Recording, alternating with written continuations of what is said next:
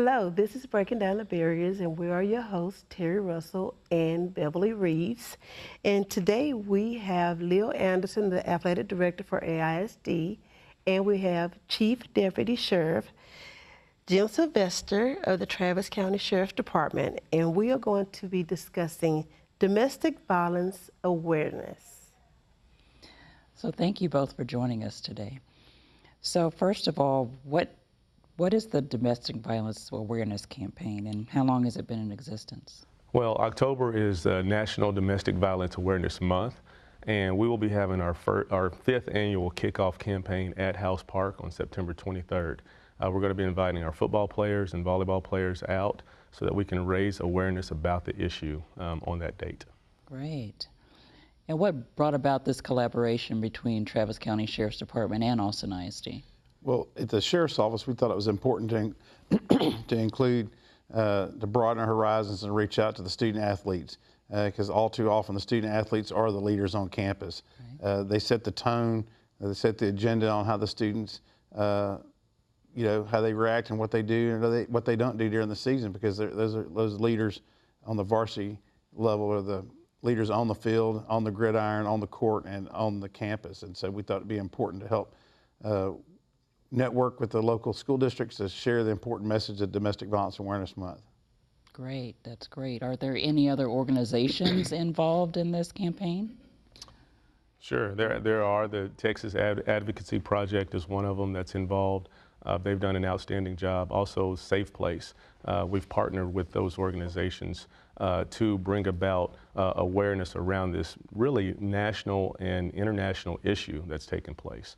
So we're happy to have those partners on board. And again, we're trying to get out in front of the issue so that all of our players know what's taking place and what they can do to help mitigate what's going on. Then also with the law enforcement side, we have the Precinct 5 Constable's offices involved, AISD, campus police are involved, and so we're getting a lot of the local law enforcement agencies are also joining in on this effort to bring awareness to the community. Okay. Now, Coach Anderson, you mentioned at the top of the show that October is Domestic Violence Awareness Month. So can you talk a little bit about how the focus on, especially with student athletes, what it is that we're really trying to get them to understand? Well, our slogan is football is a contact sport and love should not be. So that's what we're trying to broadcast out to everyone. And really, we want all of our athletes doing the right things on the court, off the court, on the field, off the field. And we want them treating women with respect. They deserve respect, and everyone deserves respect. And that's something that we're really trying to stress this year is respecting yourself first and respecting other individuals as a whole. I think that's something that's really important. And if we can start to stress that now, hopefully we'll see less issues as they, throughout high school, as they get into college, into life.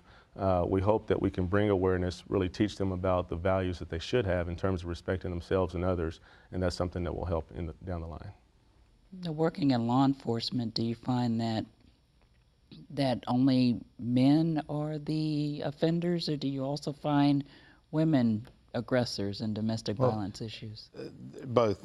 Although we keep saying and put emphasis on men and young men and boys, but they make up about 96% of the aggressors. But there are women and young ladies and girls who are the aggressors. They make 4 or 5% on that, and so they're much involved as in that part as well. It's important that we make sure everyone understands it's just not the males. It's a joint effort. Everybody's involved in that.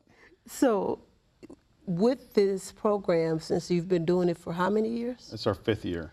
How do the kids respond? I mean, they're so young. Do they think that this is something that they don't have to worry about now?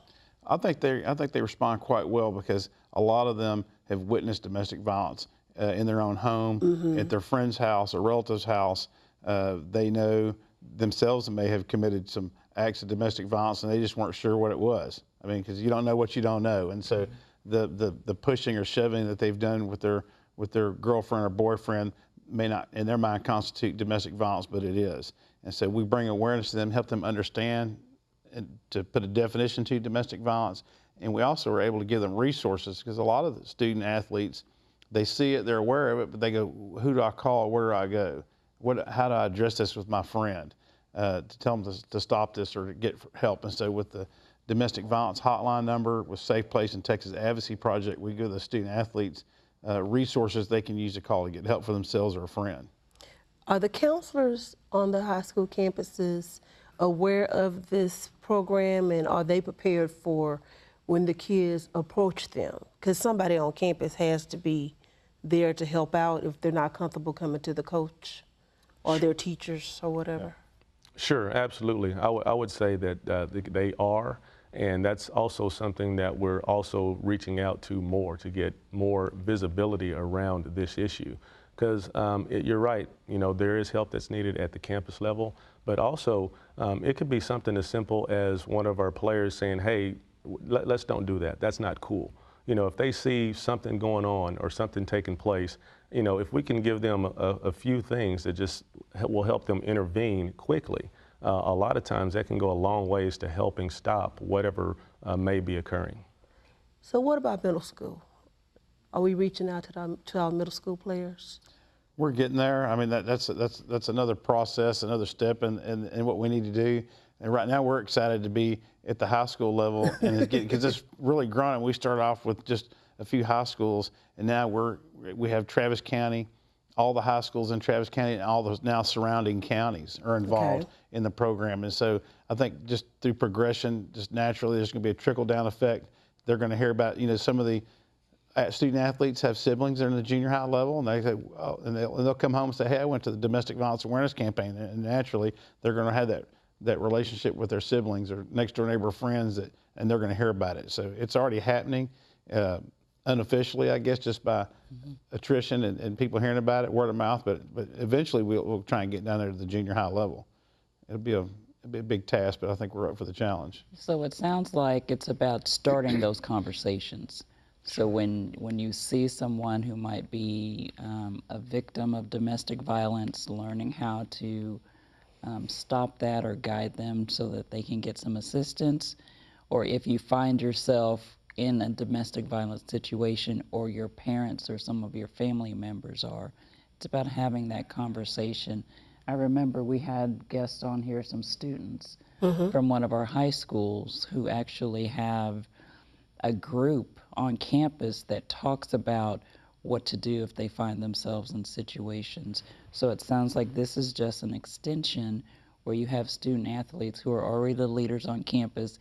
Everybody always looks to, especially the football players, to set the examples, to be the role models.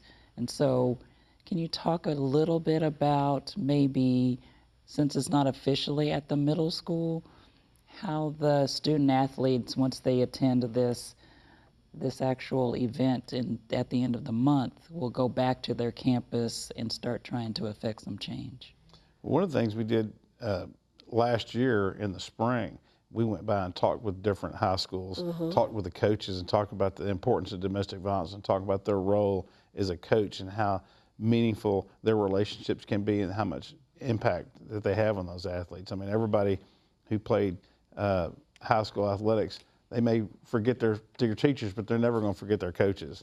And I mean, their coaches are very impactful. I mean, and I told the coaches that during the school year, they're going to be the parent, whether they like it or not. They're going to be spending more time with those student athletes than the student athlete will with their own parents. And what they do and what they say and the impacts they have is going to be, you know, unbelievable impact they're going to have, and it's going to carry with them for generations. So visiting with the coaches and having that is great. The athletes, I think, are really excited about the program, at least the ones that come out to the, I don't know if it's exciting about getting out of class or being part of the program, but I'm hoping it's part of the program because we've gotten some positive feedback throughout the year, so it's been great. Sure, and just to add to that, we had a great turnout last year. We had about 12 school districts represented here in Central Texas, and so we had a good number of student athletes that came out. And you're right, if we can affect those leaders on the campus, when they go back to the campus, they're the ones that influence the climate at that school. And we want them taking this information back. We want them influencing that climate, that culture of the campus in a positive direction. And so that's our approach. It will trickle down to the middle schools as well, because a lot of times those middle school kids, they look up to, you know, that high school team. Oh, I want to play on this team one day, or I'm looking at this athlete athlete and I want to be like this athlete one day. And so they do look to see what those players are doing. And so that's a positive thing, and we want to continue to move in that direction. Chief, you had mentioned earlier that you had some statistics about this particular issue. So could you share that information? Sure. Nationally, domestic violence cost just for lost work productivity in the United States $1.8 billion a year. That's lost $billion? Billion with a B. That's lost work productivity for victims of domestic violence not able to go to work and perform their duties. And just for medical expenses, in 1 year in the United States, it's $4.8 billion is what we spend through insurance, through showing up at the emergency room, through out-of-pocket expenses, medical bills, doctor bills, co-pays, the whole thing. And so that's a huge amount of money. It's huge. It's a shame. If you think what we could do in this country with $5 billion, $6 billion, right. If we could get rid of domestic violence, we could do a lot of good things. We can make a lot of positive things for people's lives. In the United States, we have every 9 seconds a woman is a victim of domestic violence. And then when you look at the end of a year, in 1 year, more women suffer violence at the hands of domestic violence than robbery, assaults, and car accidents combined. Wow. Nationally. So it's an epidemic, it's a serious issue, and I would suggest that no one wants to come home and see their mother, their grandmother, any family member be a victim of domestic violence. And it's some staggering statistics out there on the impact it has on our lives as a nation every day. I think one of the things I notice is that kids see what we know as domestic violence, a simple fight between a boyfriend and a girlfriend is just a fight and it's no real big deal, but they don't know that it leads to a pattern or certain behavior that continues relationship after relationship after relationship. And unfortunately, it takes about, for the average victim to finally come forward to law enforcement and talk about being a victim, it's about 4 or 5 times of assault, in the past. So most women, after their 4th assault from the same partner, that's when they finally step up and say, all right, enough is enough. But there's so many barriers that prevent them from, making that outcry for help, looking for help, what to do, that a lot of, if people had the background ahead of time and knew how to do interference and intervention and stop that, maybe it wouldn't take 4 times. After the first time someone witnesses it, they get that person out of a domestic violence situation. So last year we remember a very famous professional football player who found himself in some hot water due to a domestic violence situation where he severely assaulted his then fiancée, who is now his wife. And we see now that the NFL has some public service announcements airing about not tolerating domestic violence and those types of things. So I think we find now that athletes at the professional level are starting to take a stand against domestic violence also, so this is very timely. A lot of our children look up to our professional athletes. Mm-hmm. How do you see the campaign and the event that's happening in September really tying in and addressing those types of situations that make the national news? Right, and I think we've heard recently about more of these incidents, and I don't know if it's just more on the whole or if it's just more because of all of the social media that's out there, the television, newspapers. It can't have started. Right, exactly, exactly. And so I think you're seeing both. I think you are seeing maybe more of it happening, and then you're also hearing about it just in general. And so it is a big issue. It is something that needs to be addressed. And I think the NFL is doing a good job of, trying to let their athletes know about what's going on. And then, we get a chance to see all of those kids before they ever make it into college or the NFL. Right. They've all come through high school. And so that's why I think working through the high school level at the grassroots approach is something that's really key. Everything that we can do now to mitigate, that what's going on, I think is key, as opposed to waiting down the line. So there's a lot of good things that we have going on with this program. I'm excited about it.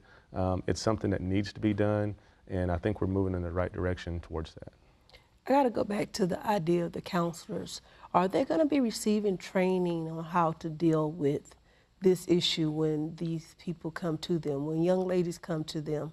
Because I know one of the issues that I read was people needing to learn how to put in a protective order. How do you encourage a young woman to go to the police and put in a protective order against someone that she thinks that she's in love with? She's 16 and doesn't have a clue about life at this point. She's still a baby, but she is being advised that this is something that she needs to do. Well, that's a difficult process because you have barriers from the intellectual side because they just don't know what they don't know. You're going to have the parents' intervention saying it's going to be okay. You have the church intervening, saying don't worry about it, just work it out, pray about it, it'll be fine. You have their best friends are saying no, he's just going through a phase, he won't do this again. Then you have all these things that are coming into play that grown adults get confused about. And so you can only imagine the difficulties a 16-year-old girl is going to have in making those decisions. And so I would encourage the school systems with their counselors to divert those young ladies to like the Safe Place and Texas Advocacy Project, because that's what they do for a living. That's their full-time job, and help them navigate the process to do the paperwork and how to get out of that volatile relationship. Also, the county attorney's office has a staff available to work, and they can do all these opportunities are free. You can go to the county attorney's office, file the protective order. You can file all your complaints through Safe Place. All those people, those are free. So socioeconomics is not come to play in this. Right. The main thing is we want to let these people know there's an avenue for help and get them out of a bad situation. And we have Safe Place in a lot of our schools, so Right, they're the already Expect Respect campaign. right. They're already there in all of our high schools and the majority of our middle schools. So they're already working very closely with our students. So we have that opportunity available to our students, that resource available to our students. And I think from the law enforcement side, I think it's good that we're partnering with Travis County Sheriff's Department because we can work with building the character of our students so that they don't find themselves in the juvenile justice system or the criminal justice system later in life due to being an aggressor or committing a domestic violence offense against their significant other. So I think this is a good way to mitigate or prevent them from becoming another statistic. Sure. And so I think that's another great... Exactly, because we know that if we can reach out to these young men early on and break that cycle of domestic violence, we're better off, because it's shown that young men, young boys who witness domestic violence in their home growing up are twice as likely to repeat the same thing as was what they learned behavior from their fathers when they become adults. And so if we can get them early on in the process and say, look, that's not acceptable, it's not right. What you observed or what you heard about is not the way you treat each other, it's not the way you treat women. And hopefully we'll tear those statistics up and we'll have something more positive. So any messages that you'd really like those listening or watching the show to get out of this campaign? Well, I would just say that we do have our Kick-Out event on September 23rd at 10 o'clock.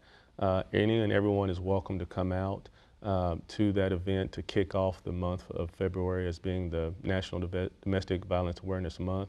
We're inviting, again, our football, volleyball players to come out.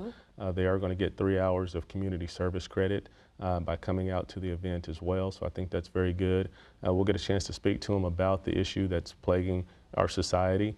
And so really we just want to talk to them and kind of give them some things that will help them if they see this going on, or maybe they're a victim of it going on. We can give them some information to help so that they can go, make the phone call or talk to that person they need to, so that they can stop some of this. So really, that's the message, is to come out, be a part of the event.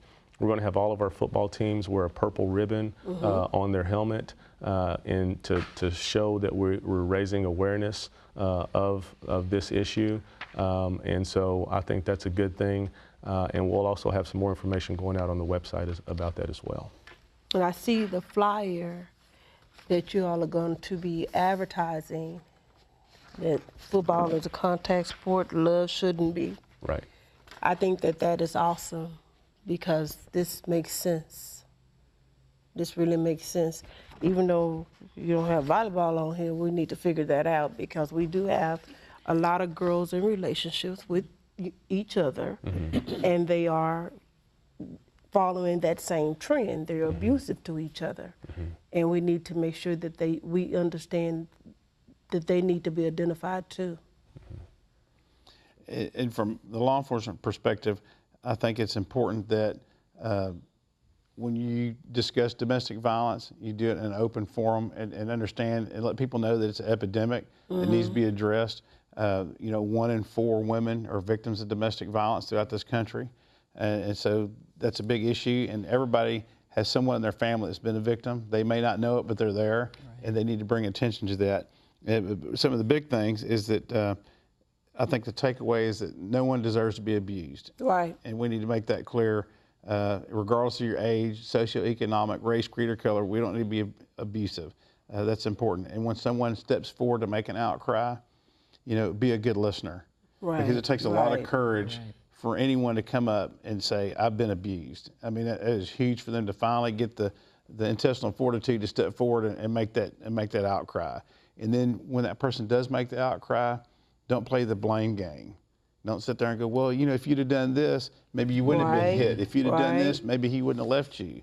Well, we don't go there. There shouldn't be an excuse. There shouldn't be a blame. That person shouldn't have been abused because they didn't do X or Y or B. So it's almost re-victimizing. Exactly, re-victimizing them again. And so, and be supportive of them, because when they make that outcry that they're a victim, that is a huge moment, and that may be the only time you're able to get that person out. Because if you don't support them and be a good listener and direct resources to them, they may never come back again to say, I need help. And you'll lose that person, and unfortunately that person will be a statistic, and they'll be one of 3 women that are killed every day in the United States for domestic violence. And I don't want that on my watch, and I don't think anybody else wants that on their watch in their community. Now, I don't know about Bev, but I'm single. And one of the questions that I ask when a man asks me out, and this is every time, have you ever hit a woman? And if you hesitate, we will not go on that date. I don't think that I'm a battering ram, and I refuse to be abused. Because I do remember seeing that at home as a young lady. I would change your question and say, have you ever hit or shoved or pushed? Because some of them, what they'll do, they'll say, I never hit them. But then they'll push them around the house, push them over the table, push them around the house, and say, well, you never asked me if I pushed anybody. That's some good advice. Another form. Let me broaden my questions. You need to broaden your questions. And I would add, have you been emotionally abusive? Because that's also a form. Yes, it is. So well said. There are different levels of abuse, and that's something big, especially with students. With the social media and and all of this stuff, we've got the mental manipulation. A lot of things going on that may not be physical, correct, but it's also it's abusive, and we need to help our students understand that definition of what abuse and dating violence and those things are, so that they know when and how to stand up for themselves to make it stop. Right. That's a really good important key. I remember I visited LBJ a lot. I coached at Pierce, and so I would follow my kids to LBJ, and I was very surprised that one of my star athletes, her boyfriend, continuously fought her at school, but nobody took it serious. Nobody took it serious enough to intervene. It was like, oh yeah, so-and-so, they just had a fight outside. But they always do that. And the teachers were even lackadaisical about the whole thing, and I was appalled.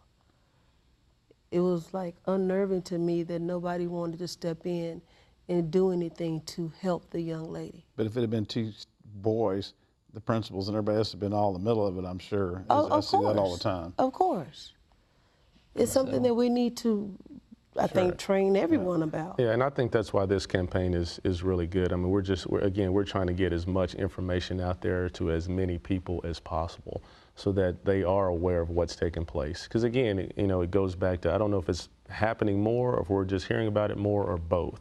But with as much, you know, social media, television, everything that you hear on the news, the incidents that's taking place at some of the nearby universities here just recently, you know, there's a lot of things that are going on. And I think that a campaign like this, a program like this, is something that will help get the word out about what's going on to as many people as possible.